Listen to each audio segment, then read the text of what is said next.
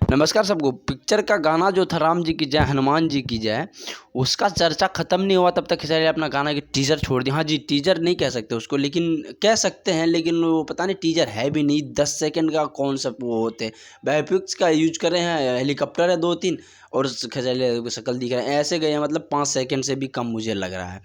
आप टीजर से इतना अंदाजा लग सकते हैं। आप जो सोच रहे हैं कि नहीं संघर्ष 2 या तो फरिश्ता जैसी आएगी, चर्चा में रहेगी, ऐसे चले जाएगी, तो अलग है। इसमें बहुत सारे अलग है, क्योंकि देशभक्ति पे है। खेसारी लाल का गाना जो रिलीज हुआ था, ये राम जी की जय हनुमान जी की है, तो आप सोच सकते हैं इसमें दिलेर मैजिक गवाए हैं, खेसारी लाल से एक्टिंग करवाएं, उसके पीछे बैकग्राउंड जितना था आदमी नाचने वाला, डांस करने वाला।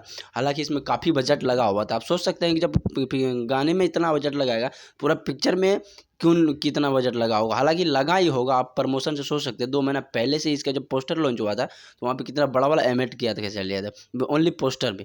तो जब जो है कल 20 तारीख को, 20 तारीख को फुल टीजर मिल जाएगा देखने के लिए कल ही, तो पता चलेगा कितना बड़ा वाला पिक्चर आने वाला है।